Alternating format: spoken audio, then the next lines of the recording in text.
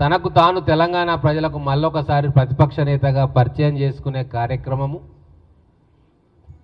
సందర్భం లేని మాటలతోటి ఉదాహరణలతోటి ముఖ్యమంత్రి రేవంత్ రెడ్డి గారి మీద అవాకులు చవాకులు పేల్చడానికి ఉపయోగించుకుంటా ఉన్నాడు. ఈరోజు ఒక సంవత్సరం కాబోతా ఉంది.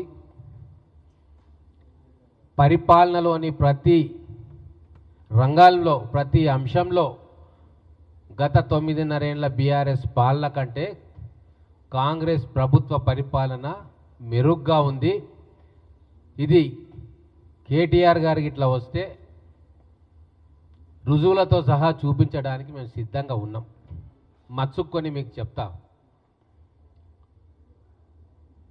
ఈరోజు పారిశ్రామిక రంగంలో పెట్టుబడుల గురించి మాట్లాడుతూ ఉన్నారు కేటీఆర్.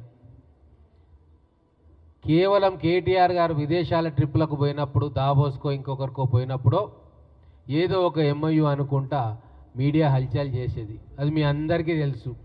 కానీ ఈరోజు వారానికి 2-3 కంపెనీలతోటి అటు శ్రీధర్ బాబు గారి సమక్షంలోనో ఇటు ముఖ్యమంత్రి గారి సమక్షంలోనో ఎంఓయూలు జరుగుతున్న విషయం మీ అందరికీ తెలుసు.